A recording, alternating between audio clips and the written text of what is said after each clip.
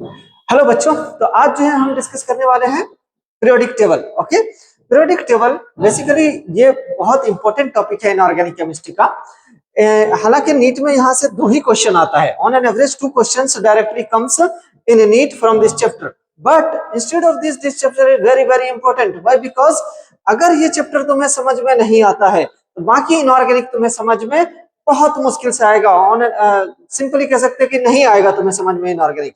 तो periodic table basic है inorganic chemistry का। हाँ, तो चलिए देखते हैं आज जो हम डिस्कस करेंगे पीरियोडिक टेबल में। आज के लेक्चर में बेसिकली अपन डिस्कस करेंगे किसके बारे में? History of modern periodic table, history of modern periodic table और मॉडर्न पीरियोडिक टेबल का जो है कुछ बेसिक्स लॉ जो है आज अपन डिस्कस कर लेंगे। ओके, तो चलिए देखते हैं। और हाँ, इस चैप्टर को जो है पीरियोडिक टेबल को एनसीईआरटी में क्या नाम दिया जाता है? एनसीईआरटी में इसका नाम है classification of element and periodicity in properties. NCERT में इसका नाम क्या है? Classification of element, classification of element and periodicity in properties, and periodicity in properties, periodicity in properties, classification of element and periodicity in properties, ये NCERT में नाम है। Short में जो है हम इसको क्या बोलते हैं? Periodic table. शॉर्ट में अपन इसी चैप्टर को जो है क्या बोलते हैं? Periodic table. ये चैप्टर अपना आज जो है स्टार्ट होगा। ओके, पूरे चैप्टर को जो हम tips and tricks at the end of the lecture, सारे लेक्चर जब खत्म हो जाएंगे तब पूरे पीरियोडिक टेबल तुम्हारे क्या किस में रहेंगे? फिंगर टिप्स पे। आराम से पूरा पीरियोडिक टेबल को जो है याद करने का सारा ट्रिक्स बताऊंगा। टिप्स एंड ट्रिक्स से पूरा चैप्टर जो है अपन देख लेंगे। ओके, तो चलिए स्टार्ट करते हैं आज periodic table.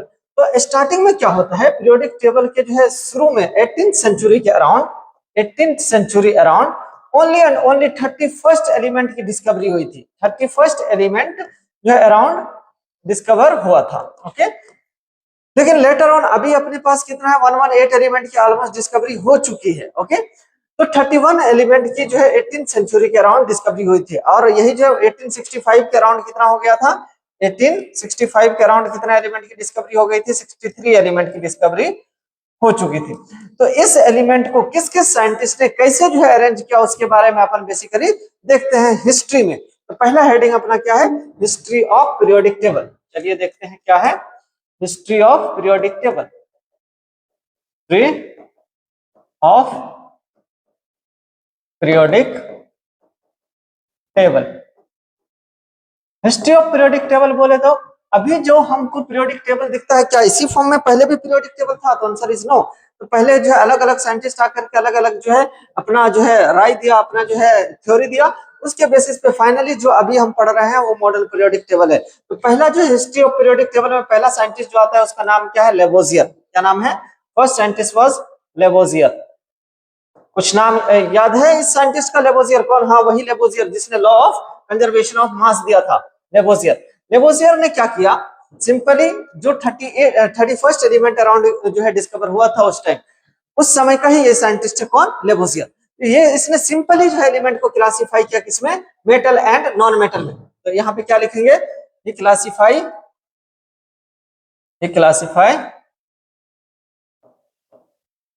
Element and simply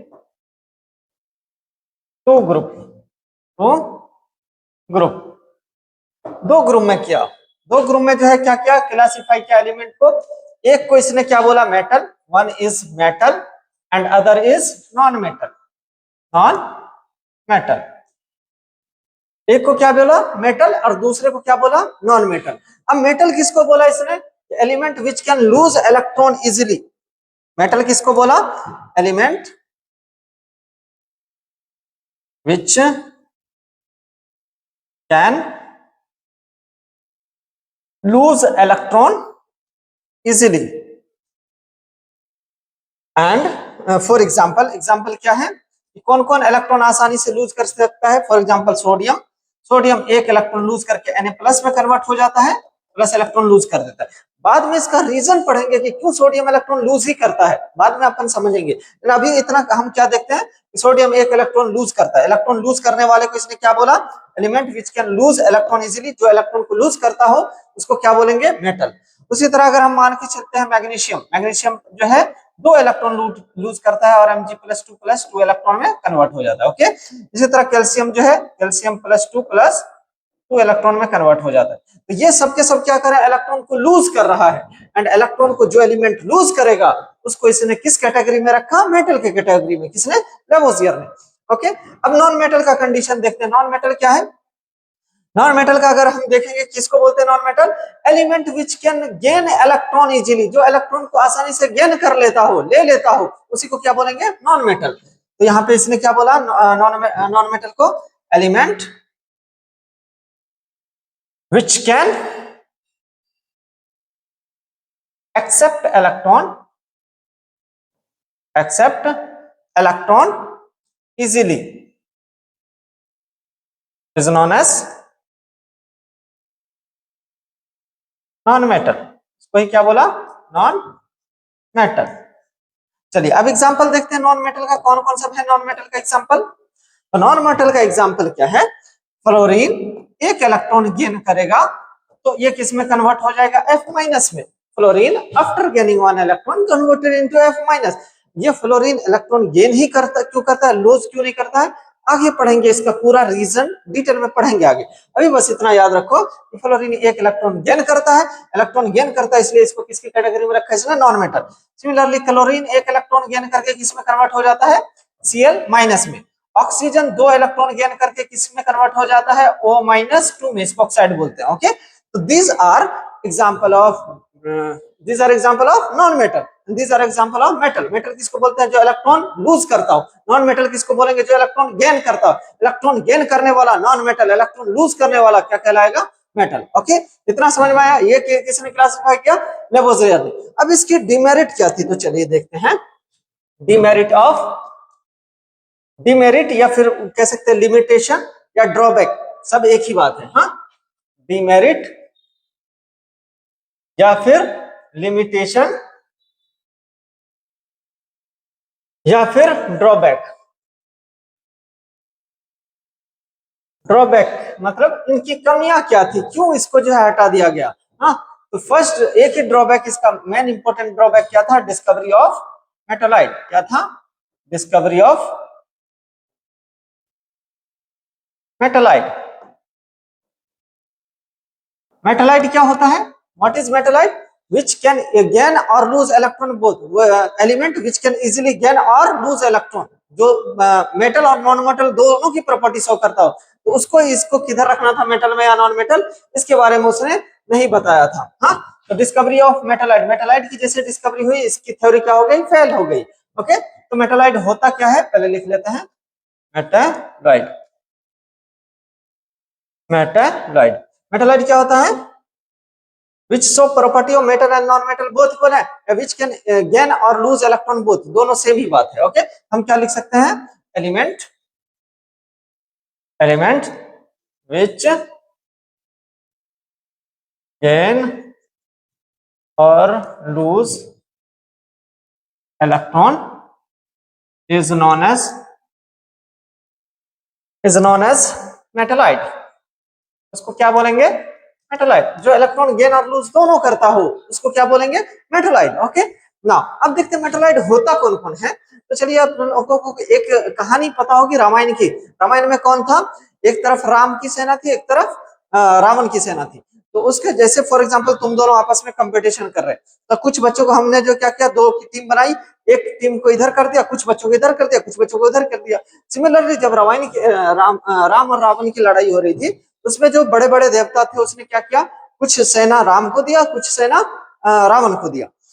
तो राम के सेना में सारे जो है देव वगैरह थे, और रावण की सेना में कौन थे, सारे असुर सेना थे। हाँ, असुर मतलब शैतान वगैरह थे। तो ये किसने बोला कि असुर रावण की साइड जाएगा, शिव ने बोला। किसने बोला, शिव ने। तो इसको जो है, इससे अपन ट्रिक कैसे बनाएंगे कि बोले शिव जी असुर, असुर बोले तो शैतान या दैत्य, हाँ, असुर सब तेरे, किसको बोले? रावण को बोले क्या? बोले शिव जी असुर सब तेरे। और भी होता है POAT, लेकिन वो बाद में देखेंगे। हाँ, ये सारे के सारे क्या है? Metalloid. These all are metalloid. ये सब के सब क्या है? मेटालॉइड। बोले बोले शिव जी असुर सब तेरे। कौन कौन सब है ये? बोले तो boron, silicon, germanium, arsenic, Sp, antimony, tellurium. Okay, these are example of metalloid. इसकी डिस्कवरी हुई तो मेटल और नॉन मेटल वाला कॉन्सेप्ट खत्म हो गया। अब जो है नया साइंटिस्ट आता है, ये हो गया। अब यहां तक था क्या?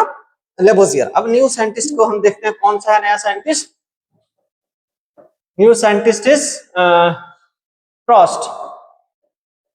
फ्रॉस्ट, तो फ्रॉस्ट हाइपोथेसिस भी बोलते हैं, हाइपोथेसिस, फ्रॉस्ट हाइपोथेसिस। इसने क्या बोला? फ्रॉस्ट ने एक हाइपोथेसिस दिया। हाइपोथेसिस क्या दिया? कि all the element are made up of hydrogen atom. He simply assume that, इसके according he simply assume that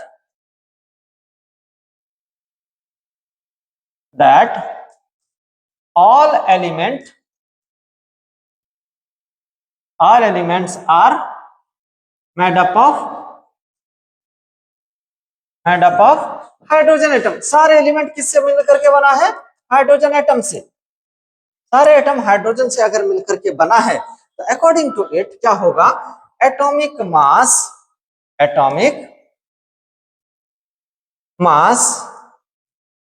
is equal to n into atomic mass of atomic weight of hydrogen atom, H atom.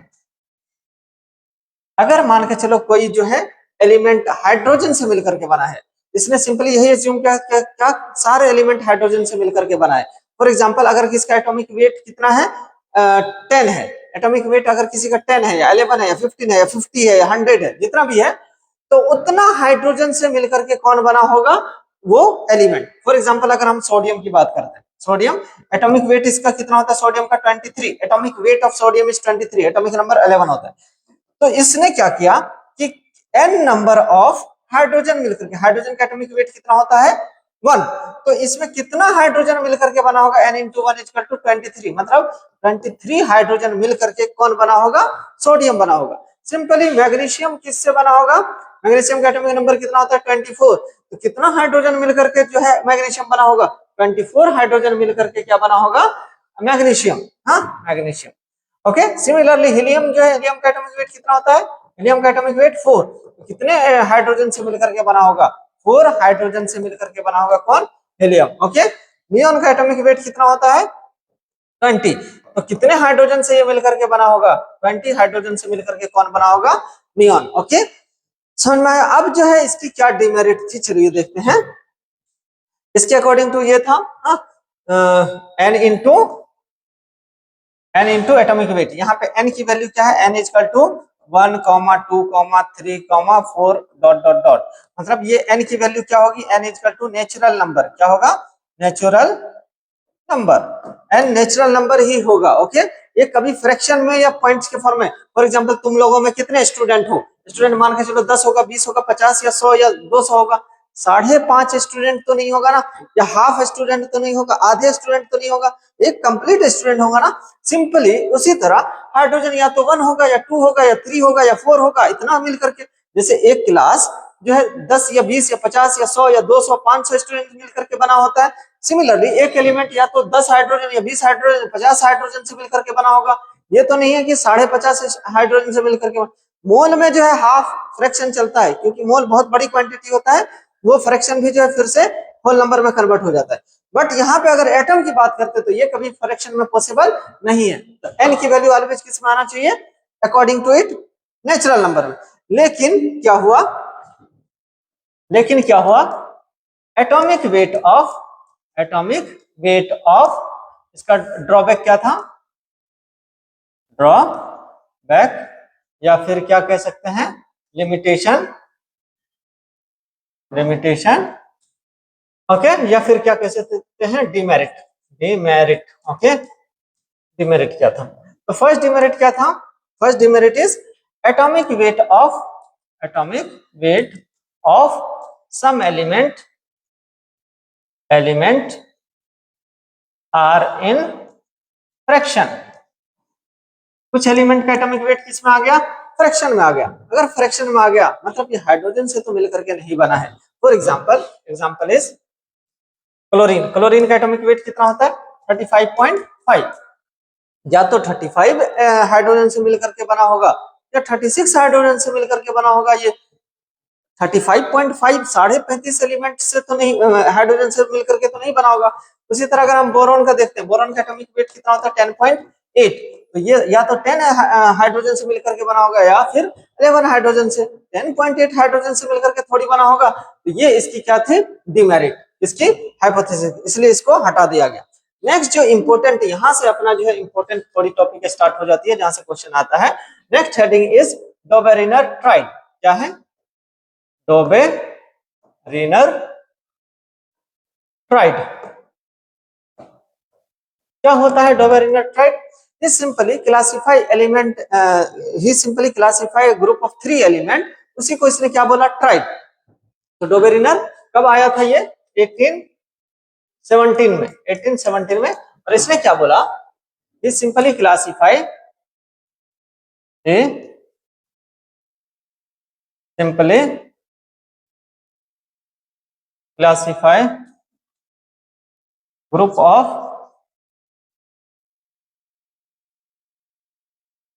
3 element of similar properties, उसी को इसने क्या बोला, called tried. उसी को इसने क्या बोला, ट्राइड। 3 एलिमेंट की जो है उसने क्या बोला, ग्रुप बनाया, उसी का इसने क्या नाम दे दिया, ट्राइड नाम दिया। ओके, अब जो है क्या सारे 3 एलिमेंट को जो है ट्राइड बोलेगा जिसकी प्रॉपर्टी सेम हो? तो नहीं। तो इसके लिए नेसेसरी कंडीशन क्या था कि किसको हम ट्राइड बोलेंगे, in Dobereiner triad, in Dobereiner triad average atomic weight of first and third element is equal to the middle element. उसी को अपन क्या बोलेंगे, triad. Dobereiner triad average atomic weight of first and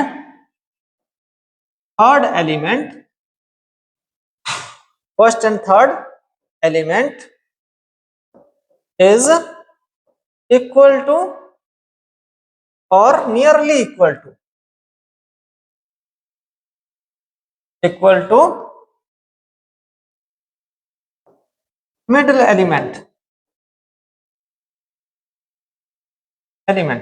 simply देखो क्या है, उसने 3 एलिमेंट का ग्रुप बनाया। मान के चलो ये एक x है, y है और z है, x y z 3 एलिमेंट का इसने ग्रुप बनाया। तो उसने जो है ये सिमिलर प्रॉपर्टीज होना चाहिए, पहला नेसेसरी कंडीशन ये है, simply classify the group of 3 element of similar properties, इनकी प्रॉपर्टी सेम हो और इसकी प्रॉपर्टी सेम हो, फिर भी ये क्या जो है ट्राइड कहलाएगा। तो उसके लिए नेसेसरी कंडीशन क्या है, ये मान के चलो 1 है, ये 2 है, ये 3 है। तो 1 एंड 3 का एवरेज एटॉमिक वेट जो आएगा वो अगर मिडिल के बराबर हो गया, nearly equal to, up to 50 average atomic weight equal होना चाहिए। 50 के बाद में प्लस माइनस 1 चलता है, प्लस माइनस 1 चलता है। ओके, तो इक्वल और नियरली इक्वल टू अगर बीच वाले के आ गया दैट मींस वो ट्राइड में रहेगा, अदरवाइज नहीं रहेगा ट्राइड में। ओके, तो चलिए हम कुछ एग्जांपल लेकर के देखते हैं। फॉर एग्जांपल कौन कौन सब जो है डोबेरिनर ट्राइड में आएगा या नहीं आएगा। For example this is chlorine, bromine and iodine. हाँ, अब क्लोरीन, ब्रोमीन, या पहला एग्जांपल हम ले लेते हैं लिथियम, सोडियम, पोटेशियम। ओके, ये 3 एलिमेंट का इसने मान के चलो ये ट्राइड बनाया। इसकी प्रॉपर्टी सेम होती है, यस इसकी प्रॉपर्टी सेम होती है, सबके वैलेंस में एक इलेक्ट्रॉन होता है, बाद में डिस्कस करेंगे प्रॉपर्टीज के बारे में। ओके, अभी देखते हैं क्या कि इन दोनों का फर्स्ट एंड थर्ड का क्या एवरेज एटॉमिक वेट मिडिल के बराबर आ रहा है।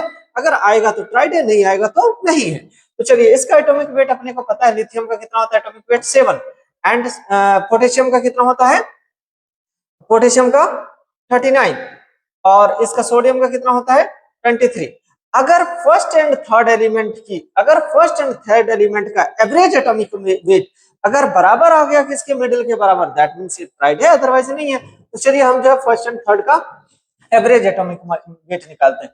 तो x इजिकल टू जब भी किसी का एवरेज निकालते हैं उसका टोटल का सम अपॉन में नंबर कितना क्वांटिटी है उसको करते हैं।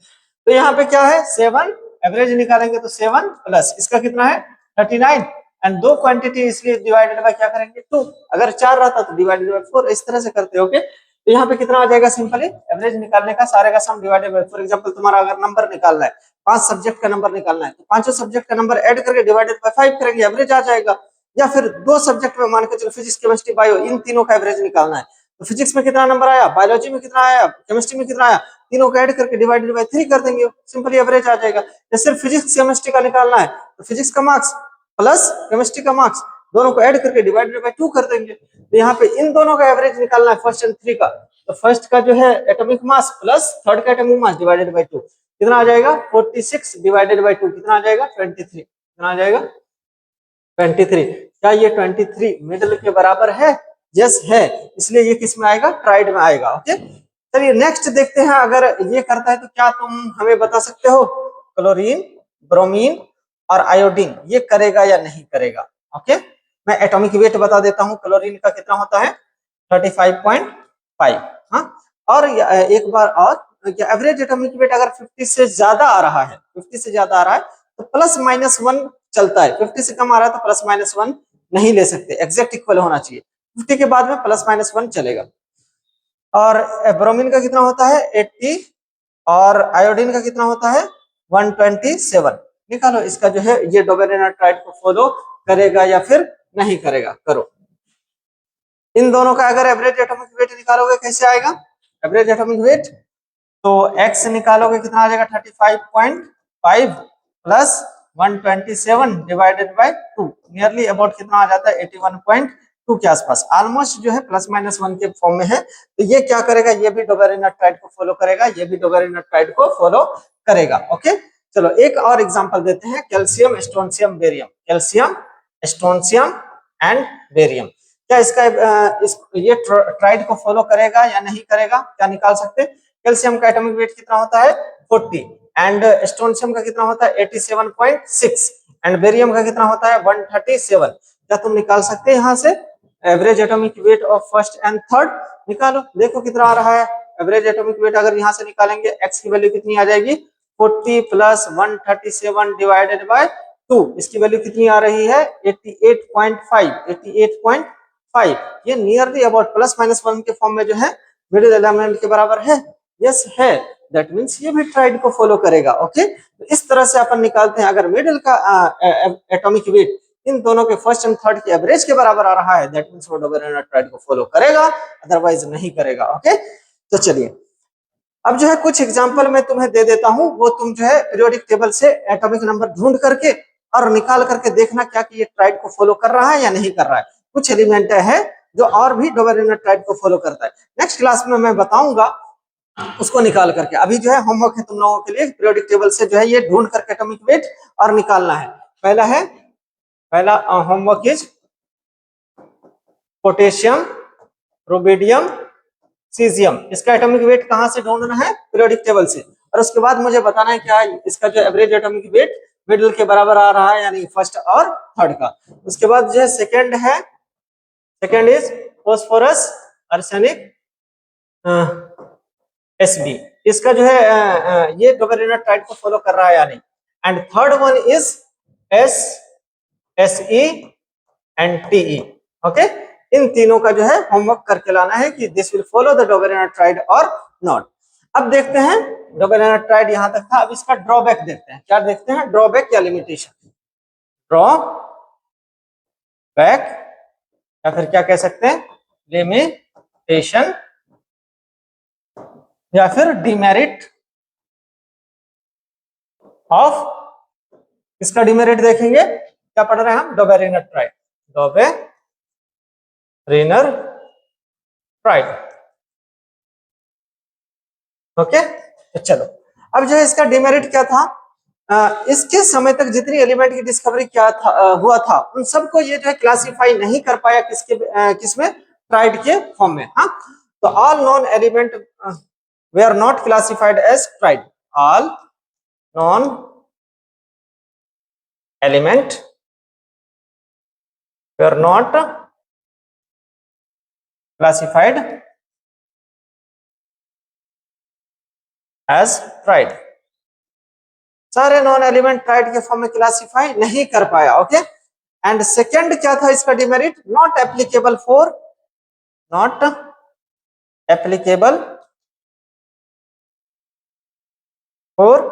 B and F block element, B and F block element. क्या होता है डी एंड एफ ब्लॉक बाद में डिस्कस करेंगे जब पीरियोडिक टेबल में, तो कौन सा डी ब्लॉक है, कौन एफ ब्लॉक है, कौन पी ब्लॉक है, कौन एस ब्लॉक, सारा क्लियर हो जाएगा। अभी बस इतना याद रखना, इसका जो है डिमेरिट क्या था डोबेरेनर का, इस सारे एलिमेंट उस समय जितने भी डिस्कवर हुए थे उन सारे को इसने जो है ट्राइड के फॉर्म में क्लासिफाई नहीं कर पाया, कुछ एलिमेंट को ही कर पाया। और ये जो है ट्राइड का जो है लॉ किसके लिए एप्लीकेबल नहीं था, डी ब्लॉक और एफ ब्लॉक एलिमेंट के लिए तो एप्लीकेबल ही नहीं था ये। ओके, तो चलिए नेक्स्ट साइंटिस्ट जो अपने पास आता है उसका नाम है न्यूलैंड। क्या है नेक्स्ट साइंटिस्ट, कौन है, न्यूलैंड। ओके, न्यूलैंड, इसको इसके लॉ को क्या बोला जाता है, न्यूलैंड ऑक्टेव रूल। क्या बोला जाता है, Newland octave rule. Newland octave rule क्या कहता है, he simply classify the element in increasing order of their atomic weight and observe that properties of first element repeat with the properties of eighth element. इसने क्या किया, he simply classify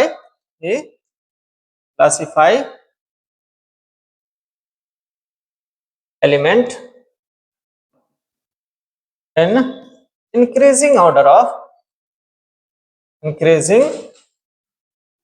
of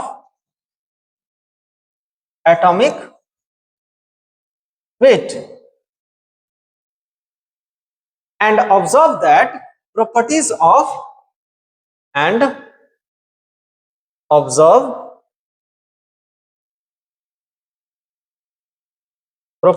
of eighth element is similar to first element. Eighth element की property किससे similar थी, first element से। Like musical note, जिस तरह से म्यूजिकल नोट की प्रॉपर्टी जो आपस में मैच करती है फर्स्ट की लास्ट से। जैसे म्यूजिकल नोट क्या है, सा रे गा मा पा धा नी सा, सा रे गा मा पा धा नी सा। तो देखो ये फर्स्ट का और ये एट्थ का प्रॉपर्टी मैच हो गया, ये भी सा है वो भी सा है, ये 1 है ये 2 है ये 3 है ये 4 है ये 5 है ये 6 है ये 7 है ये 8। तो देखो फर्स्ट और 8 का सिमिलर हो गया, ये सिमिलर हो गया। सिमिलरली इसका जैसा जो है प्रोनाउंसिएशन है सा, यहाँ पे भी सा है, तो यहाँ पे जो भी एलिमेंट होगा उसकी प्रॉपर्टी जो होगी वही से ही प्रॉपर्टीज क्या होगा, किसका होगा, इसका। अब एक और चीज यहाँ पे जो है अपनों को याद रखने की है कि किसके समय में न्यूलैंड के समय में नोबेल गैस की डिस्कवरी नहीं हुई थी। तो noble gas were not discovered at that time. इसके समय में नोबेल गैस की डिस्कवरी नहीं हुई थी। तो चलिए अब देखते हैं इसके बारे में थोड़ा सा। मान लो कि अगर हमारा फॉर एग्जांपल कोई एलिमेंट को हमने increasing order of atomic weight में सजाना स्टार्ट किया, तो पहला तो क्या होता है हाइड्रोजन का छोड़ो 1 होता है एटॉमिक नंबर। हीलियम की डिस्कवरी नहीं हुई थी, तो कौन बचा, लिथियम के बाद बेरिलियम के बाद lithium, beryllium, boron, carbon, nitrogen, oxygen, fluorine और नियोन की डिस्कवरी नहीं हुई थी क्योंकि noble gas were not discovered at that time. तो फ्लोरीन के बाद क्या आ जाएगा, सोडियम के बाद मैग्नीशियम के बाद एल्यूमिनियम के बाद सिलिकॉन के बाद फास्फोरस के बाद सल्फर के बाद क्लोरीन। और आर्गन की डिस्कवरी उस समय नहीं हुई थी। उसके बाद पोटेशियम, उसके बाद कैल्शियम, उसके बाद स्कैंडियम, टाइटेनियम, वेनेडियम, क्रोमियम आता है। लेकिन अभी हम पढ़ेंगे कैल्शियम तक, उसके बाद बताएंगे कैल्शियम के बाद क्यों वैलिड नहीं होता। तो चलो अगर हम इसको 1 मानते हैं, इफ इट इज 1, तो ये 1, ये 2, ये 3, ये 4, ये 5, ये 6, ये 7 और ये 8। तो देखो फर्स्ट और 8 इन सब को हमने क्या किया, according to increasing order of atomic weight में मैंने सारे को अरेंज कर दिया। Atomic weight of increasing order of atomic weight में मैंने सारे एलिमेंट को अरेंज कर दिया। तो मैंने क्या देखा, या मैंने नहीं, न्यूलैंड ने क्या देखा कि इसकी प्रॉपर्टी जो होती है वो 8th वाले की प्रॉपर्टी के सिमिलर होता है। अगर इसको 1 माने तो 1 2 3 4 5 6 7 8 ये हो गया। मतलब लिथियम की प्रॉपर्टी किससे मैच कर रही थी, सोडियम से। और उसी तरह अगर हम इसको 1 मानते या इसको 1 मानोगे तो ये 1 2 3 4 5 6 7 8 ये हो जाएगा। तो इसकी प्रॉपर्टीज इससे मैच होगी। अगर तुम इसको 1 मानते तो देखो 1 2 3 4 5 6 7 8 ये हो जाएगा। मतलब इसकी प्रॉपर्टी इससे मैच होगा। सिमिलरली इसकी प्रॉपर्टी इससे मैच, इसकी प्रॉपर्टी इससे मैच, इसकी प्रॉपर्टी इससे मैच, इसकी प्रॉपर्टी इससे match. Like a musical note क्या है, सा रे गा मा पा धा नी, नी के बाद फिर से क्या आ जाएगा, सा। सा मतलब इन दोनों की प्रॉपर्टी फिर से सारे गामा पादा निशा हो जाएगा। ओके, तो ये क्या था, न्यूलैंड। अब जो है कैल्शियम के बाद जो है ये वैलिड नहीं था। हाँ, कैल्शियम के बाद ये वैलिड नहीं था। तो ये क्या था, न्यूलैंड ऑक्टेव रूल। और उसी तरह अगर इसको फर्स्ट मानोगे तो इसकी प्रॉपर्टी सेम हो जाएगी, इसकी फर्स्ट मानोगे तो इसको फर्स्ट मानोगे तो ये 8 हो जाएगा। 1 2 3 4 5 6 7 ये 8 हो जाएगा। इसको फर्स्ट मानोगे तो 1 2 3 4 5 6 7 8 ये हो जाएगा। इसकी प्रॉपर्टी इससे मैच होगी। क्लियर है यहाँ तक। अब देखो इसका लिमिटेशन क्या था, क्यों इसको हटा दिया गया। तो ड्रॉबैक इसका दो मेन ड्रॉबैक था। हाँ, दो मेन ड्रॉबैक क्या था इसका, जो है हम देखते हैं क्या ड्रॉबैक, ड्रॉबैक ड्रॉबैक या फिर क्या कह सकते हैं हम, लिमिटेशन। लिमिटेशन बोले या ड्रॉबैक बोले या फिर इसको क्या बोले, डीमेरिट बोले। डीमेरिट मतलब इसमें क्या कमियां थी जो इसको हटा दिया गया। हाँ, तो सबसे पहला कमी क्या थी कि it is valid only up to calcium. ये कैल्शियम तक ही वैलिड था, कैल्शियम के बाद तक वैलिड नहीं था। हाँ, तो Newland octave rule, Newland octave rule, octave rule valid only up to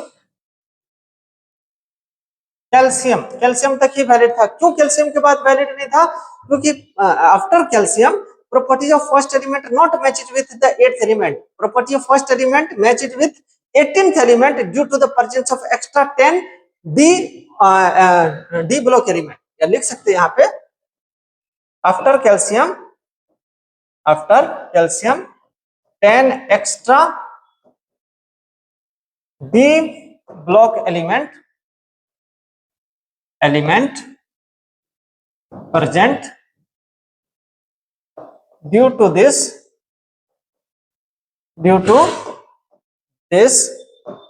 properties of first element match with 18th element instead of 8 element। Newland ने क्या बोला था, फर्स्ट एलिमेंट की प्रॉपर्टी एस से मैच करेगा, लेकिन अगर कैल्शियम के बाद जाते हैं तो extra 10 D block element present होता है। इसलिए 8 एलिमेंट की प्रॉपर्टी नहीं, 18 एलिमेंट की प्रॉपर्टी फर्स्ट एलिमेंट की प्रॉपर्टी से मैच करता है। इसलिए ये क्या कर दिया गया, न्यूलैंड को खत्म कर दिया गया। और दूसरा क्या है, दूसरा डिमेरिट इसका क्या है कि डिस्कवरी ऑफ नोबेल गैस हो गया। दूसरा डिमेरिट क्या था, पहला कैल्शियम तक ही वैलिड है, कैल्शियम के बाद ये वैलिड नहीं है Newland octave rule. And second is discovery of novel gas, discovery of novel gas। अगर नोबेल गैस की डिस्कवरी हो गई और उसको पीरियोडिक टेबल में लाया गया, अगर पीरियोडिक टेबल में लाया गया नोबेल गैस को डिस्कवरी करके, तो देखो then properties of first element match with property of 9th element not 8th element. तो ये भी जो है न्यूलैंड क्या बोला था कि 8th एलिमेंट की प्रॉपर्टी मैच करेगी। हाँ, तो डिस्कवरी ऑफ नोबेल गैस से क्या हुआ, properties of first element match with properties of ninth element instead of eighth element से नहीं, फिर नाइन्थ एलिमेंट से जो है इसकी प्रॉपर्टीज मैच करने लगा।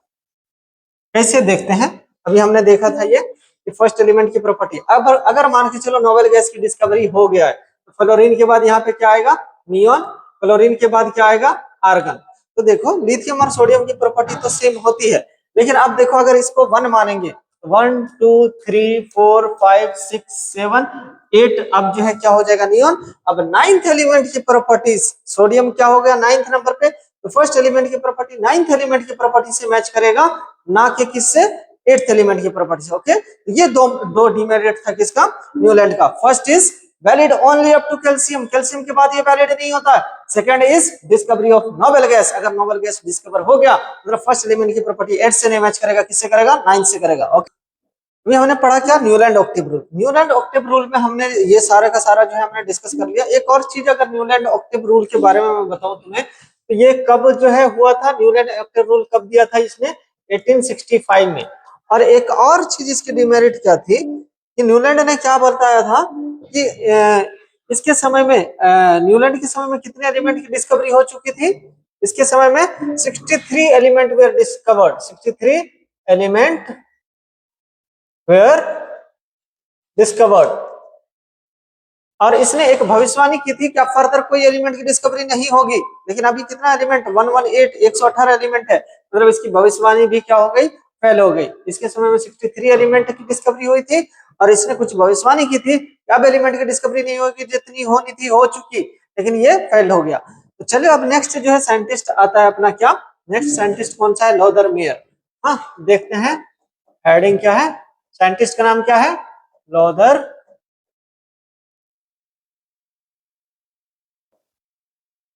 मेयर। ओके, साइंटिस्ट का नाम है। कब आया, कब दिया था इसने, 1869, 1869 में जब बापूजी का जन्म हुआ था, गांधी जी का, तब जो है इसने अपना थ्योरी दिया था।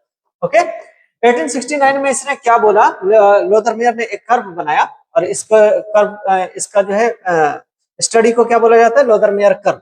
कौन सा टॉपिक में पढ़ते हैं, Lothar mayor curve. Lothar mayor curve में क्या था, इसने एक प्लॉट किया, ग्राफ प्लॉट किया, किसके बीच में, atomic volume and atomic mass के बीच में, atomic volume and atomic weight के बीच में इसने क्या किया, he plotted a curve. First point क्या है, he plotted a curve between atomic volume and atomic weight. Atomic volume और एटॉमिक वेट में इसने क्या किया, एक कर्व को प्लॉट किया, और उसने क्या देखा, सेकंड पॉइंट में हम देखते हैं कि क्या देखा उसने, he observe following observation and he following observation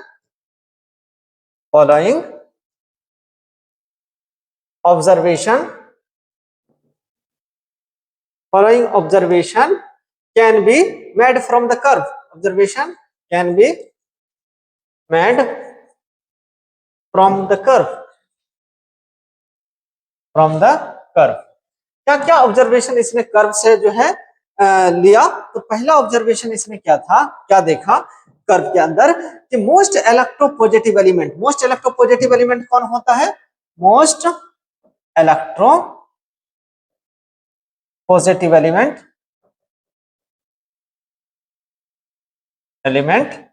most electropositive element that is, कौन सा आएगा, alkali metal alkali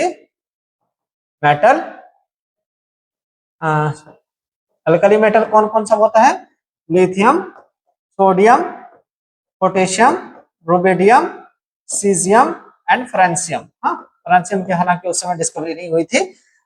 this are alkali metal occupy the peak position of the curve, occupy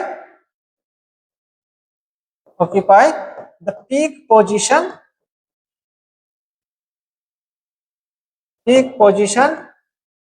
on the curve।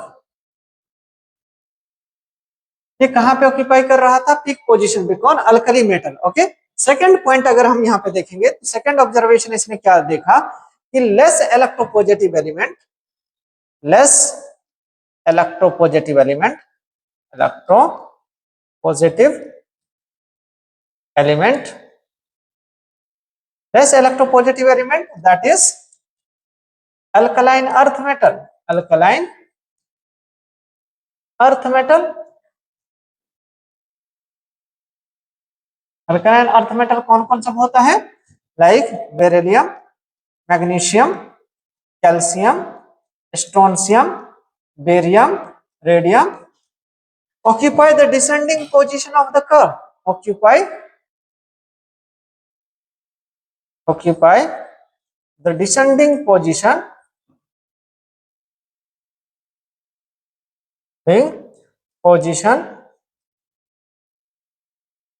on the curve।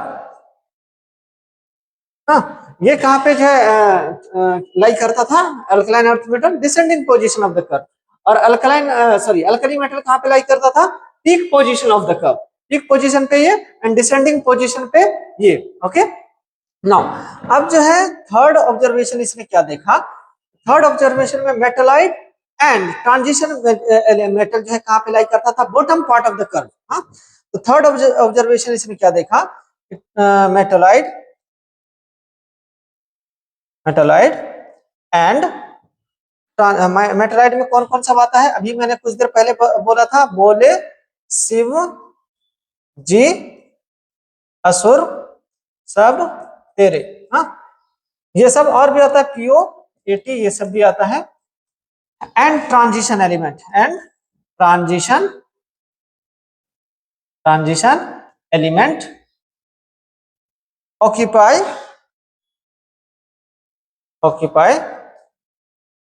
the bottom of the bottom position of curve, position on the curve, curve की किस position पे ये लाई करता था, bottom position पे। Okay, और एक और पॉइंट इसने क्या देखा, एक और लाइन,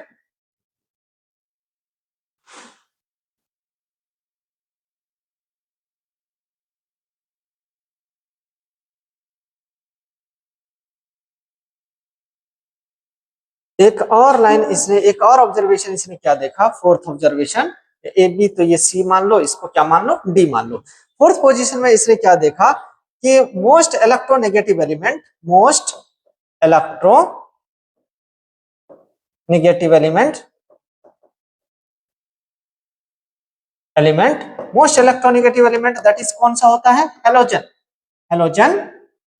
हेलोजन में कौन सा आएगा, fluorine, chlorine, bromine and iodine. occupy the ascending position of the curve, occupy the ascending position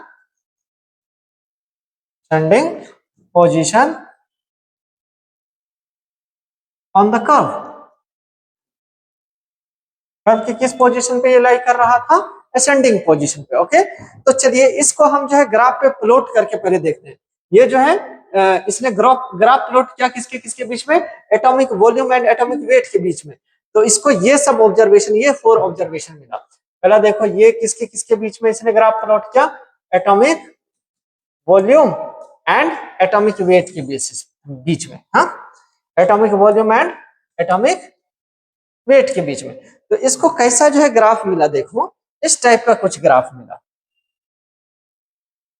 इस टाइप का।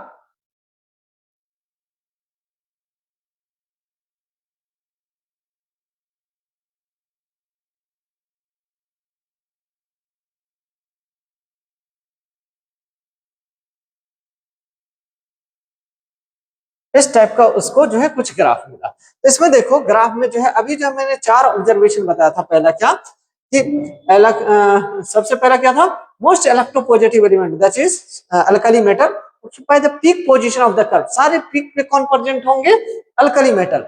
और descending position of the curve में कौन होगा, अल्कलाइन अर्थ मेटल। असेंडिंग में कौन होगा, हेलोजन। तो चलिए देखते हैं यहाँ पे कौन प्रेजेंट होगा, this is peak, this is also peak, this is also peak, this is also peak and this is also peak. Peak position पे कौन होगा, पहला लिथियम अल्कली मेटल, दूसरा पीक पे कौन होगा, सोडियम, उसके बाद कौन सा होगा पीक पे? सोडियम के बाद पोटेशियम, यहाँ पे रुबिडियम, यहाँ पे सीजियम। ओके, तो ये सब कहाँ पे प्रेजेंट होगा? These are alkali metal present on the peak position of the curve. इसने जब इसके बीच में ग्राफ प्लॉट किया atomic volume and atomic weight में, तो देखा क्या कि peak position of the curve पे कौन प्रेजेंट है? Alkali metal. ओके, नाउ अब डिसेंडिंग पोजीशन, ये तो ग्राफ का असेंडिंग पोजीशन मतलब ऊपर जाना मतलब असेंडिंग, नीचे जाना मतलब डिसेंडिंग, तो ये डिसेंडिंग पोजीशन है। इसको मैं दूसरा कलर से जो है डिनोट कर देता हूं, डिसेंडिंग को किससे? ब्लू कलर से। डिसेंडिंग को किससे डिनोट कर देता हूं? ब्लू कलर से। तो ये वाला descending position of the curve है, ये भी descending position of the curve है, ये भी descending position of the curve है, ये भी descending position of the curve है, ये भी descending position of the curve है। तो ब्लू वाला क्या है? डिसेंडिंग पोजीशन, एंड ग्रीन वाला क्या है? असेंडिंग पोजीशन, एंड व्हाइट वाला क्या है? Peak position. अभी जो है बॉटम को भी मैं चेंज करूंगा। हाँ, तो ये जो है ब्लू वाला, ये क्या है? Descending position curve. ओके, और ये ग्रीन वाला कैसा है? ये ग्रीन वाला कैसा है? Ascending position of the curve. Okay, चलो अब जो है इसको हम चेंज कर देते हैं इससे, व्हाइट से।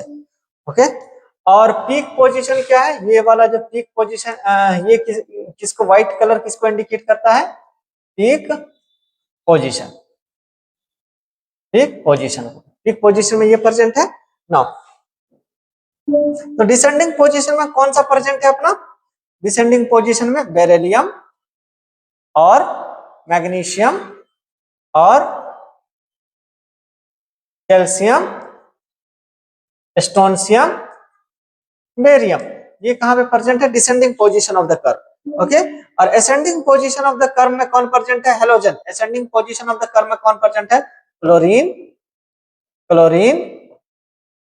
ब्रोमीन, आयोडीन, एटीन, ये सब कहां पे प्रेजेंट है? Ascending position of the curve.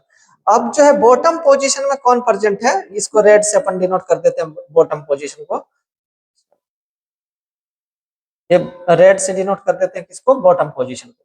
यहाँ पे कौन प्रेजेंट होगा? ये रेड वाला किसको इंडिकेट करता है? Bottom position. बॉटम पोजीशन में कौन प्रेजेंट है? मेटालॉइड या फिर ट्रांजिशन मेटल। कौन प्रेजेंट है?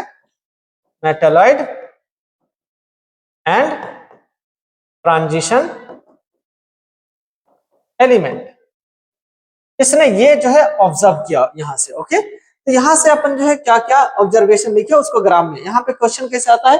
ये ग्राफ दे देगा, यहाँ पे एक्स वाई जेड कर देगा, कौन सा होगा? अल्कली मेटल का जो है मेंबर होगा। ओके, इस तरह से क्वेश्चन आएगा। बॉटम में एक्स वाई जेड कर देगा, या असेंडिंग पोजीशन में एक्स वाई जेड कर देगा तो क्लोरीन वाला आ जाएगा। डिसेंडिंग पोजीशन में एक्स वाई कुछ भी 1 2 करके पूछेगा, वो क्या आ जाएगा? अल्काइन अर्थ मेटल हो जाएगा डिसेंडिंग में। ओके, तो चलो यहां से एक नोट अपने पास आता है, तो नोट लिखो कि नोट में क्या लिखोगे? Element having similar properties. Notes यहां से एक जो है आता है,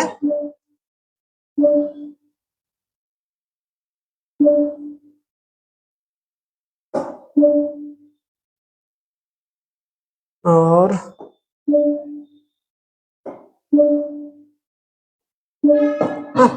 तो चलो यहाँ पे नोट देखो क्या है? Element having similar properties, element having similar properties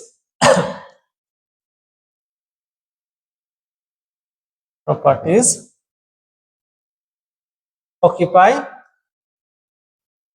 similar position on the curve, occupy similar position on the curve, position on the curve। For example देखो, अल्कली मेटल सिमिलर पोजीशन सारे पीक पे हो रहा present था, मतलब उन सब की प्रॉपर्टी सिमिलर होगा। Alkaline earth metal descending position पे जो है प्रेजेंट था, तो अल्कलाइन अर्थ मेटल की सबकी प्रॉपर्टीज क्या होगी? सिमिलर। हेलोजन सारे असेंडिंग पोजीशन में था, मतलब हेलोजन सारे की प्रॉपर्टीज क्या होगी? सिमिलर। अब यहां से कंक्लूजन क्या आता है? Conclusion from the Lothar Meyer. Lothar Meyer का कंक्लूजन क्या था कि on the basis of this curve, इस कर्व के बेसिस पे इसने क्या एनालाइज किया, क्या ऑब्जर्व किया कि physical and chemical properties of element are periodic function of their atomic weight. इसने क्या कंक्लूजन क्या निकाला यहाँ से, on the basis of this curve, on the basis of this curve physical and chemical properties, physical and chemical properties, chemical properties, physical and chemical properties are periodic function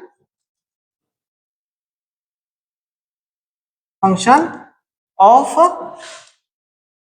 their atomic weight, atomic weight, atomic weight के क्या है, ये periodic function of their atomic wait.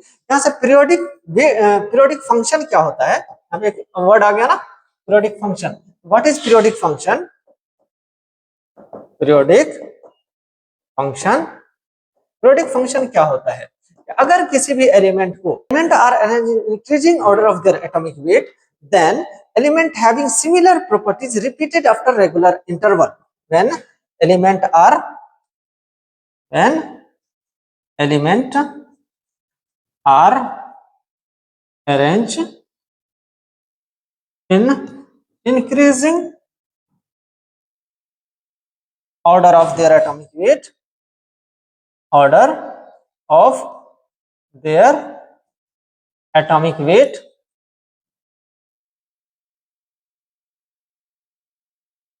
increasing order of, when element are arranged in increasing order of their atomic weight, then element having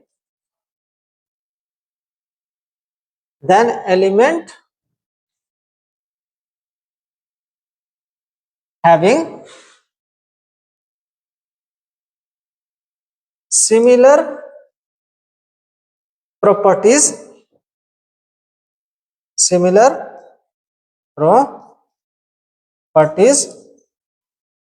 properties repeat after regular interval,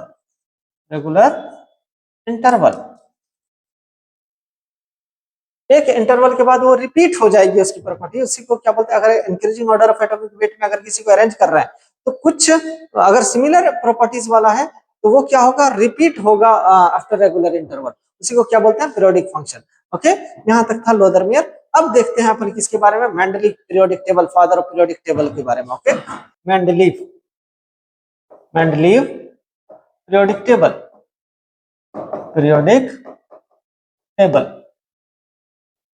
Mendeleev periodic table कब दिया था इसने, 1869 में ही दिया था इसने, Mendeleev periodic table ने। लोथरमेयर का ही ग्राफ बेस बना था इसके पीरियोडिक टेबल का, already we have discuss. Mendeleev को जो है एक और चीज बोला जाता है, फादर ऑफ पीरियोडिक टेबल। हालांकि अभी जो पीरियोडिक टेबल पढ़ रहे हैं वो मेंडलीव का पीरियोडिक टेबल नहीं है, फिर भी इसको फादर ऑफ पीरियोडिक टेबल बोला जाता है। इसके भी पीरियोडिक टेबल को हटा दिया गया है, फिर भी इसको क्या बोला जाता है, father of periodic table.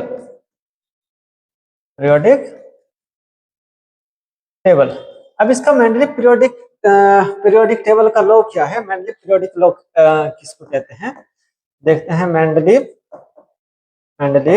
Periodic law ये क्या बताता है, Mendeleev periodic law, physical and chemical properties of element are periodic function of their atomic mass. यहाँ पे एटॉमिक मास के बेसिस पे इसने पीरियोडिक टेबल दिया था। इसने क्या बोला, physical and chemical properties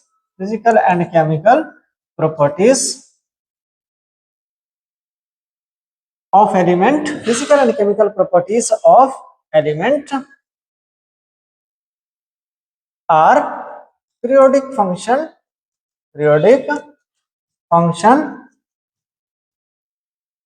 of their atomic weight। इसका periodic function physical and chemical properties of element are periodic function of their atomic weight, ये भी एटॉमिक नंबर के बेसिस पे नहीं था, मेंडलीव का भी पीरियोडिक टेबल एटॉमिक मास के बेसिस पे ही था। ओके, तो नेक्स्ट देखते हैं, बेस्ड ऑन एटॉमिक वेट था। नेक्स्ट अगर देखते हैं और इसके समय में कितने एलिमेंट की डिस्कवरी हुई थी, तो 63 element where discovered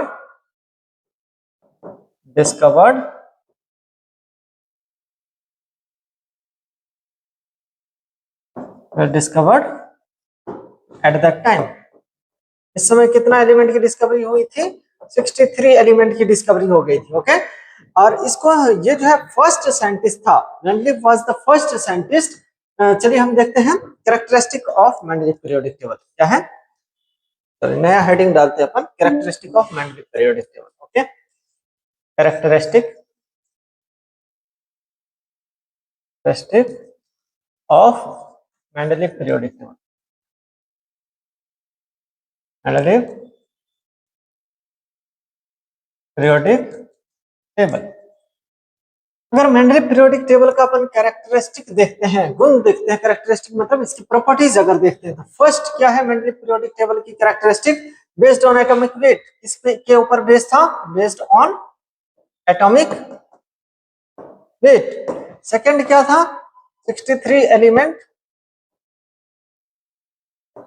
discovered and arrange.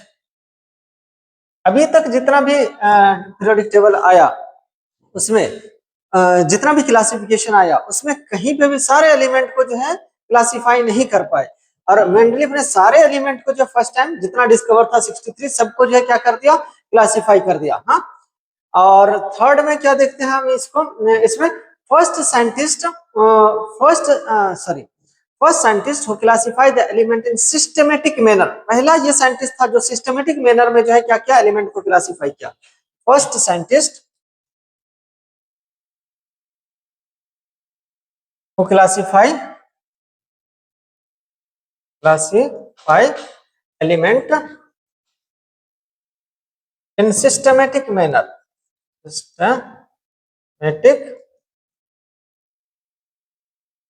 पहला साइंटिस्ट था जिसने क्या क्या एलिमेंट को सिस्टमेटिक मैनर में क्या क्या अरेंज किया।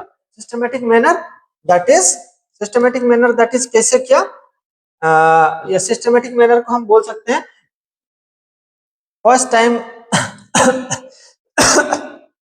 Arrange element in tabular form, arrange element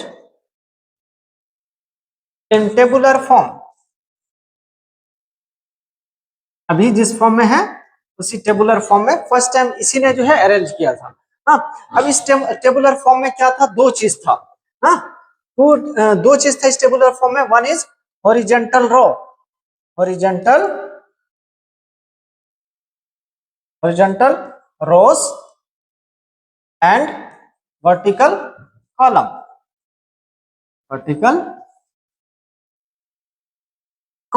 अब इसके जो पीरियोडिक टेबल था और जो टेबुलर फॉर्म में था उसमें दो चीज था, क्या, एक हॉरिजॉन्टल रो, दूसरा वर्टिकल कॉलम। हॉरिजॉन्टल रो को ही क्या बोला था इसने, पीरियड, एंड वर्टिकल कॉलम को क्या बोला था, अभी तक हमने देख लिया। थर्ड पॉइंट, फोर्थ पॉइंट क्या है, horizontal row, HZ, that is horizontal rows were called period. And how many period are there in Mendeleev periodic table? And there were 7 period in Mendeleev periodic table. In Mendeleev periodic table,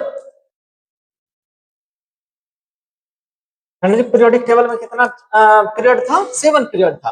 and vertical column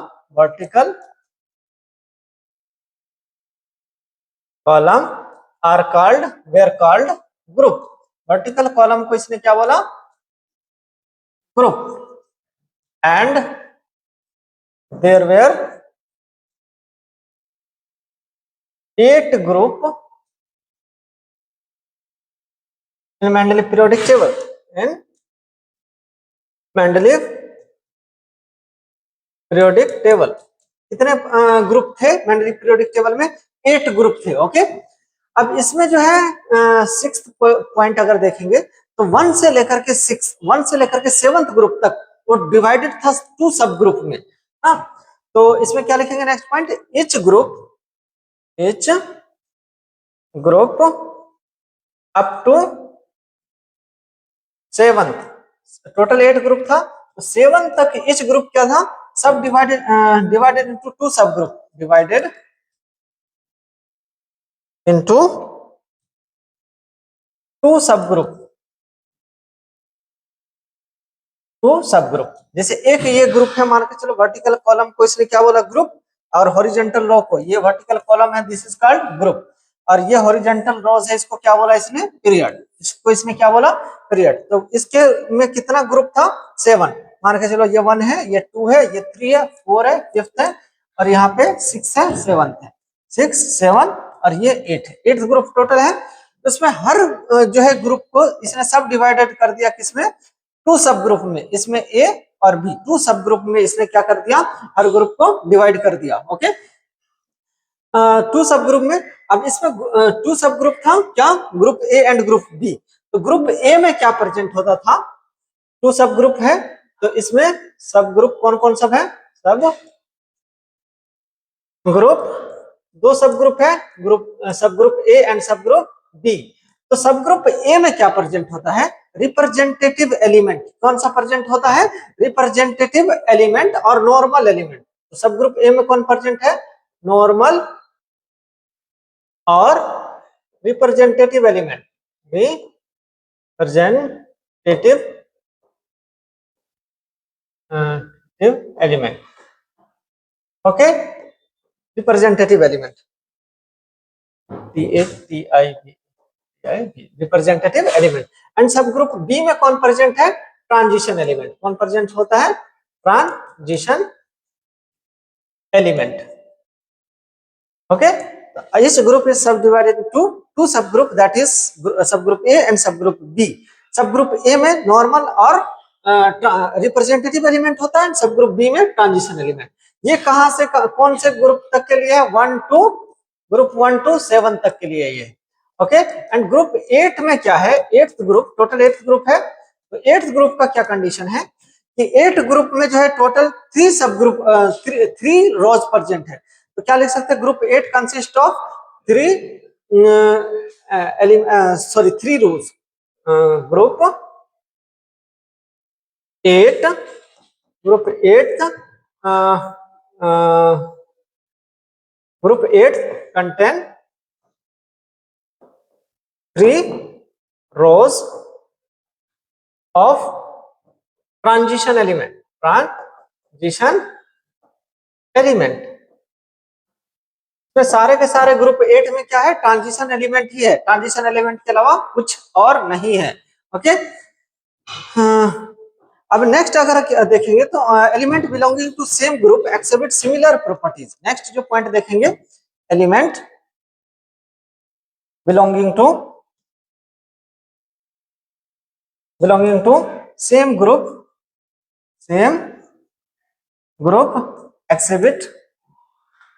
exhibit similar properties।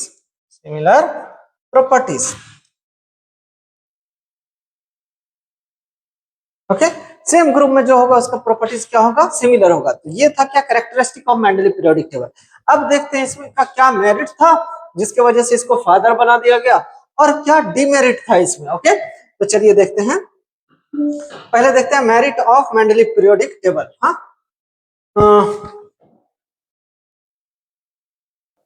पहले देखते हैं क्या merit of Mendeley periodic table.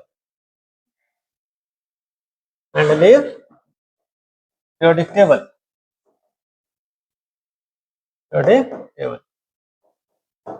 सबसे पहले merit of Mendeley periodic table. इसमें पहला हम देखते हैं क्या? Study of element. इसने क्या किया? Study of element. पहला इसका मेरिट क्या था? स्टडी ऑफ एलिमेंट, मतलब सारे एलिमेंट को इसने क्या कर दिया? First time all the element are classified in group and period. First time all element were classified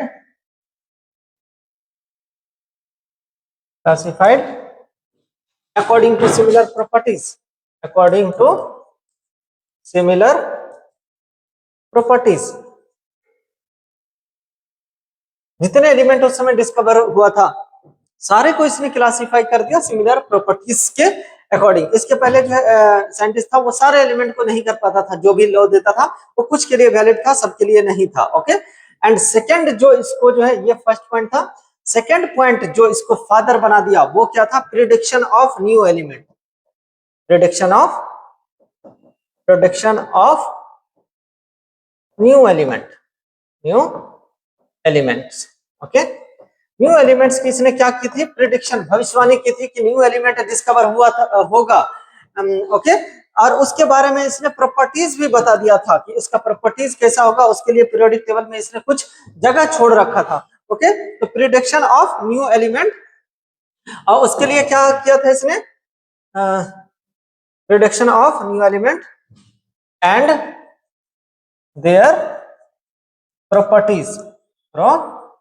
इसने क्या क्या? न्यू एलिमेंट का जो है उस समय तक कितना 63 एलिमेंट डिस्कवर हुआ था। कुछ एलिमेंट के लिए उसने अपने पीरियोडिक टेबल में जगह छोड़ रखा था कि इसकी प्रॉपर्टीज ये होगी कि वो उस जगह में फ्यूचर में कोई एलिमेंट डिस्कवर होगा उसको ला करके पीरियोडिक टेबल में यहाँ पे रखना। उसने उसकी प्रॉपर्टीज भी बता दिया, एटॉमिक मास भी बता दिया, एटॉमिक नंबर, सारा चीज बता दिया। ये उसकी प्रॉपर्टीज होगी, ये एटॉमिक मास होगा, ये एटॉमिक नंबर होगा, फ्यूचर में कभी डिस्कवर होगा तो उसको यहाँ पे ला करके रखना। ओके, तो उसने क्या किया? तो उसके लिए इसने क्या कर दिया? Gap where left in periodic table. जो एलिमेंट बाद में डिस्कवर हुआ उसके लिए इसने क्या कर दिया? गैप कुछ छोड़ दिया था। ओके, अब कौन कौन एलिमेंट बाद में डिस्कवर हुआ जिसके लिए इसने जो है गैप छोड़ रखा था? तो कौन कौन एलिमेंट, वहीं से क्वेश्चन आता है, तो किस किस के लिए जो छोड़ रखा था? तो पहला है इक्का एल्यूमिनियम। एल्यूमिनियम का मतलब एल्यूमिनियम के जस्ट बाद वाला एलिमेंट, एल्यूमिनियम के जस्ट बाद वाले के लिए उसने जो है गैप छोड़ रखा था, और उसने बोला उसने उसका नाम क्या दे दिया? इक्का एल्यूमिनियम, मतलब एल्यूमिनियम के बाद वाला, और वो जो है बाद में डिस्कवर होगा उसको यहाँ पर ला करके रखना। तो बाद में डिस्कवर हुआ वो एलिमेंट, उसका नाम क्या पड़ा बाद में? गैलियम। तो इक्का एल्यूमिनियम कौन सा है? गैलियम। इसके लिए इसने जगह छोड़ रखा था। दूसरा क्या है? इक्का बोरॉन। इक्का बोरॉन मतलब बोरॉन के बाद वाला एलिमेंट, उसके लिए भी इसने जो है जगह छोड़ रखा था। कौन था बोरॉन के बाद वाला? स्कैंडियम। बाद में डिस्कवरी हुआ उस एलिमेंट का नाम क्या दिया? स्कैंडियम। ओके, नेक्स्ट क्या था? इक्का सिलिकॉन कौन था? इक्का सिलिकॉन कौन सा था? बाद में जो डिस्कवर हुआ वो था जर्मेनियम। कौन था? जर्मेनियम। एंड नेक्स्ट कौन सा है? नेक्स्ट लास्ट इक्का मैग्नीज कौन सा है? इक्का मैग्नीज कौन था? Technetium, TC. ओके, तो इन चार एलिमेंट के लिए उसने क्या किया था? अपने पीरियोडिक टेबल में कुछ जगह छोड़ रखा था, तो बाद में डिस्कवर होगा, और ये बाद में डिस्कवर हुआ और उसको वहां पे ला करके ले जा करके रखा गया। ओके, ये थी merit of Mendeleev periodic table, जिसकी वजह से इसको फादर बोला गया, father of periodic table. Father of periodic table कौन कहलाता है? मेंडलीव। ओके, और इस तरह से भी क्वेश्चन नीट में आता है कि इक्का एल्यूमिनियम कौन सा है? 4 ऑप्शन दे देगा, कौन आएगा? जर्मेनियम। इक्का बोरॉन कौन है? 4 ऑप्शन दे देगा, कौन आएगा? ओके, तो अब अपन देखते हैं क्या demerit of Mendeleev periodic table. क्या देखेंगे? डीमेरिट, या फिर इसी को क्या बोलते हैं? लिमिटेशन, या फिर इसी को क्या बोलते हैं? डीमेरिट, लिमिटेशन, या drawback of Mendeleev periodic table. Mendeleev periodic periodic table का क्या क्या ड्रॉबैक है, क्या क्या जो है लिमिटेशन है, ये अपन डिस्कस करेंगे। ओके, इस वाले टॉपिक में। तो चलिए, फर्स्ट ड्रॉबैक क्या था? Position of hydrogen. हाँ, position of hydrogen not clear. क्यों क्लियर नहीं था? Because hydrogen shows properties of properties of both alkali, alkali that is first group, and halogen, मतलब हेलोजन और अल्कली दोनों के प्रॉपर्टी से ये रिजेंबल करता था, इसलिए इसका पोजीशन जो है डिसाइड नहीं कर पाया मेंडलीफ ने। सेकंड इसकी डिमेरिट क्या थी? Second demerit was position of isotope. क्या था? Position of isotope. आइसोटोप का भी पोजीशन इसने किसके अकॉर्डिंग जो है एलिमेंट को क्लासिफाई किया? According to atomic mass. Atomic mass के बेसिस पर अगर अरेंज कर रहा है किसी भी एलिमेंट को, तो जिसका एलिमेंट अलग अलग एटॉमिक मास वाले को अलग अलग पोजीशन देना पड़ेगा, बट इसने आइसोटोप को कोई पोजीशन नहीं दिया। फॉर एग्जांपल हाइड्रोजन है, ड्यूटेरियम है, ट्रिटियम है, इन सब का एटॉमिक मास डिफरेंट है, 1 है इसका, 2 है इसका, 3 है इसका। डिफरेंट एटॉमिक मास मतलब इसको different position of periodic table में देना था, बट इनको जो है ये ड्यूटेरियम और ट्रिटियम को इसने कोई जगह नहीं दी अपने पीरियोडिक टेबल में। हाँ, तो ये एक क्या था? Demerit of Mendeleev periodic table, because there were no place for isotope, there were no place for isotopes in periodic table. Periodic table में आइसोटोप के लिए कोई इसने जगह नहीं दिया। ओके, नहीं, ये था सेकंड। थर्ड अपन देखते हैं डिमेरिट इसका क्या था। सेकंड के बाद third, anomalous pair of element. Next क्या है? Anomalous pair of elements. What is anomalous pair of elements? Anomalous pair of element का मतलब कि इसने मेंडलीफ ने क्या क्या according to increasing order of atomic mass जो है सारे एलिमेंट को जो है सजाना स्टार्ट किया। फॉर एग्जांपल इंक्रीजिंग ऑर्डर का बोले तो लिथियम है, लिथियम का एटॉमिक मास कितना है? 7 है।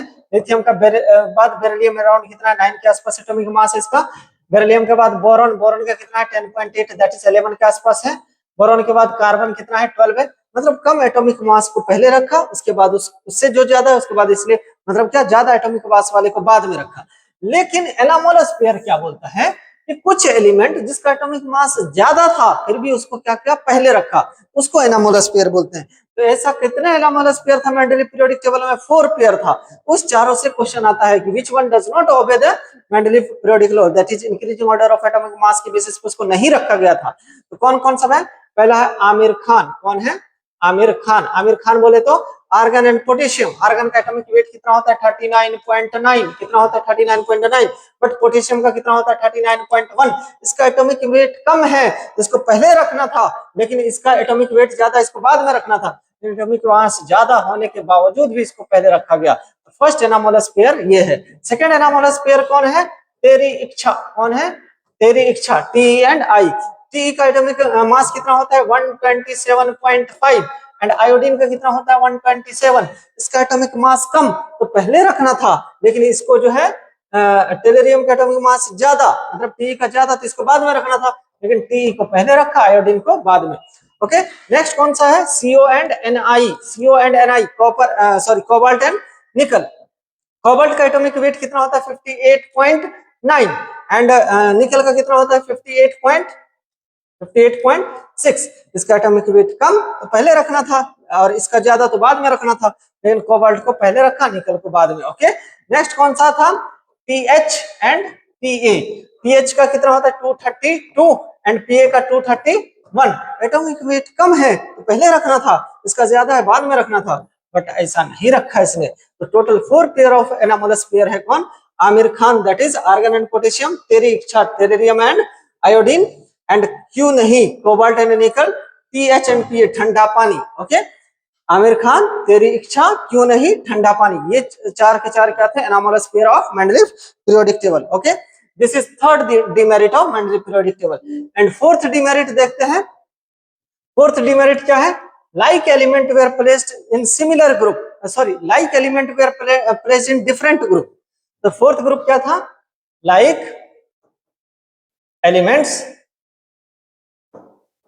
Where placed in different group. For example, platinum and gold. Platinum and gold both have similar properties, almost similar properties, platinum and gold. लेकिन platinum को किस ग्रुप में रखा गया था? 8th ग्रुप में। एंड गोल्ड को किस में रखा गया था? फर्स्ट ग्रुप पे, बी सब ग्रुप में। सेकंड बी में, फर्स्ट बी में रखा गया था किसको, गोल्ड को, बट दोनों की प्रॉपर्टी सेम है, तो डिफरेंट ग्रुप में क्यों, अगर एक ग्रुप की प्रॉपर्टी सेम होती है तो सेम ग्रुप में रखना था, लेकिन प्लेटिनम और गोल्ड को डिफरेंट ग्रुप में रखा गया। ओके, एंड फिफ्थ डिमेरिट इसका क्या था, fourth demerit, like element were placed in different group, and fifth demerit is unlike element were placed in same group, unlike element were placed in similar group, unlike element were placed in similar group। For example अगर हम देखेंगे first group क्या है, first group में दो सब group है, कौन सा, एक subgroup A, first A, and subgroup B that is first B. First A में कौन कौन सा एलिमेंट प्रेजेंट होता है एंड फर्स्ट बी में कौन कौन सा, फर्स्ट ए में इसने रखा सारे अल्कली मेटल को, जैसे lithium, sodium, potassium, rubidium, caesium, इन सबको रखा, this are highly reactive. But first B में किस किस को रखा, फर्स्ट बी में रखा क्वाइनेस एलिमेंट, जैसे Cu, Ag, Au, इन सबको रखा, कॉपर, सिल्वर, गोल्ड, इसको क्वाइनेस एलिमेंट भी बोलते हैं। हाँ, दिस आर अल्कली मेटल, इसको क्या बोला जाता है, अल्कली मेटल। और नॉर्मल एलिमेंट भी बोला जाता है, क्या, नॉर्मल एलिमेंट। ओके, और रिप्रेजेंटेटिव एलिमेंट, और रिप्रेजेंटेटिव एलिमेंट। हाँ, और इसको क्या बोलते हैं, हाईली रिएक्टिव, ये बहुत ज्यादा रिएक्टिव होगा। फॉर एग्जांपल सोडियम और पोटेशियम को ला करके बाहर में रखो या फिर जेम में रखो, ये एयर के कांटेक्ट में आकर के ऑक्सीजन से रिएक्शन करके आग लग जाएगा। हाँ, इतना ज्यादा ये रिएक्टिव होता है। ओके, तो हाईली रिएक्टिव होता है ये कौन, फर्स्ट ग्रुप का एलिमेंट। ओके, इसको अल्कली मेटल भी बोला जाता है। अब इसको ये वाला फर्स्ट भी सेम ग्रुप में रखा गया है बट डिफरेंट सब ग्रुप में, तो इसको क्या बोला जाता है, क्वाइनेज एलिमेंट। क्या बोला जाता है, क्वाइनेज मेटल। क्वाइनेज मेटल क्यों बोला जाता है, क्योंकि हिस्ट्री में हमने पढ़ा है कि किसी किंगडम में जो कॉपर का सिक्का चलता था, किसी में सिल्वर का, किसी में गोल्ड का जो है सिक्का चलता था, तो ये क्वाइन मतलब सिक्का। हाँ, तो ये सब एलिमेंट से सिक्के बनते थे पहले, इसलिए इसको क्वाइनेज एलिमेंट। या फिर और ये किसमें लाइक करता है, ट्रांजिशन एलिमेंट, इसमें ट्रांजिशन एलिमेंट। और ये रिएक्टिव होता है ज्यादा या कम, तो लेस रिएक्टिव, बहुत कम रिएक्टिव होता है, लेस रिएक्टिव। तो इन दोनों की प्रॉपर्टीज डिफरेंट हो गया ना, this is less reactive and this is highly reactive. ये हाईली रिएक्टिव के साथ लेस रिएक्टिव, दो डिफरेंट प्रॉपर्टीज वाले को सिमिलर ग्रुप में रख दिया गया। मतलब ये तो डिमेरिट थी ना इसकी, सिमिलर प्रॉपर्टीज वाले को सिमिलर ग्रुप में रखना था, तो ये इसकी क्या थी, डिमेरिट थी। नेक्स्ट अपन देखते हैं फिफ्थ के बाद सिक्स्थ डिमेरिट इसका क्या था, तो इसने पोजीशन ऑफ लैंथेनाइड को नहीं बता पाया था कि थर्ड ग्रुप से रिलेटेड है या नहीं है। हाँ, तो इसमें सिक्स्थ ग्रुप क्या था, sixth demerit, does not explain या does not clear the position of lanthanide बोले तो 4F और एक्टिनाइड, लैंथेनाइड और एक्टिनाइड बोले तो 5F, does not clear the position of lanthanide 4F and actinide 5F related to third A और third B। अभी हम मॉडर्न पीरियोडिक टेबल में पढ़ते हैं कि लैंथेनाइड और एक्टिनाइड किसमें थर्ड ग्रुप में प्रेजेंट है, थर्ड ग्रुप में भी कहां पे प्रेजेंट है वो आगे देखेंगे। लेकिन मेंडलीफ ने जो है लैंथेनाइड और एक्टिनाइड के बारे में कुछ नहीं बताया कि थर्ड ए में है या फोर्थ ए में, सॉरी थर्ड ए में है या थर्ड बी में। ओके, एंड लास्ट क्या था, does not explain the cause of periodicity. हाँ, does not explain the cause of periodicity का काउज नहीं बताया। मतलब ये बताया था ना पीरियोडिसिटी, इसने क्या बोला, physical and chemical properties of element are periodic function of their atomic weight. तो वाई, क्यों जो है इसका एटॉमिक वेट जो है से मतलब फिजिकल प्रॉपर्टी सेम हो जाता है आफ्टर रेगुलर इंटरवल, इसके बारे में भी ये एक्सप्लेन नहीं कर पाया। तो मॉडर्न पीरियोडिक टेबल जो है इन सब डिमेरिट को क्या कर देता है, क्लियर कर देता है। पोजीशन ऑफ आइसोटोप भी बता देता है, क्यों हम आइसोटोप को नहीं लिए, क्योंकि वो एटॉमिक वेट के बेसिस पे नहीं था, और एक्सप्लेन कर देता है कि क्यों फिजिकल प्रॉपर्टीज और केमिकल प्रॉपर्टीज सेम होता है ड्यू टू वैलेंस इलेक्ट्रॉन। तो ये सब जो है अब डिमेरिट क्लियर होगा कहां पर आकर के, मॉडर्न पीरियोडिक टेबल में।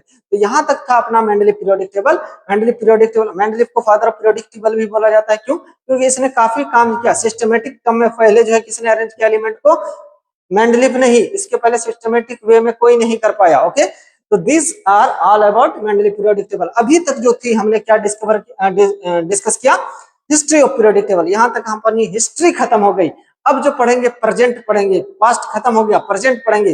अभी जो हमारे पास पीरियोडिक टेबल है वो कैसा है, क्या है उसके अंदर, क्या खूबियां है, क्या क्या है, क्या कैसे एलिमेंट क्या क्या वेरी करता है, वो सारा अब जो है डिस्कस करेंगे। ओके, तो यहाँ तक अपना एक पार्ट, फर्स्ट लेक्चर यहाँ पर हम कंप्लीट करते हैं, जो हिस्ट्री ऑफ पीरियोडिक टेबल को पूरा डील करता है। तो यहाँ तक बोलोगे तो, अगर कमेंट करोगे तो नेक्स्ट लेक्चर में कुछ क्वेश्चन इसके रिलेटेड मैं बना दूंगा, 20-25 क्वेश्चन की इससे रिलेटेड क्वेश्चन कैसे आते हैं डिफरेंट एग्जाम में, या फिर तुम अब कोई भी एग्जाम का जो है क्वेश्चन करना हो जाएगा। कहाँ तक? हिस्ट्री ऑफ पीरियोडिक टेबल तक। नेक्स्ट जो है अगर तुम कमेंट करोगे तो मैं क्वेश्चन जो है कर दूंगा कुछ इससे रिलेटेड। अदरवाइज जो है मैं नेक्स्ट टॉपिक स्टार्ट करूंगा कहाँ से? मॉडर्न पीरियोडिक टेबल से नेक्स्ट क्लास में। Okay, hope all the best. यहाँ तक आज के लिए इतना ही। Thank you so much. Hope समझ में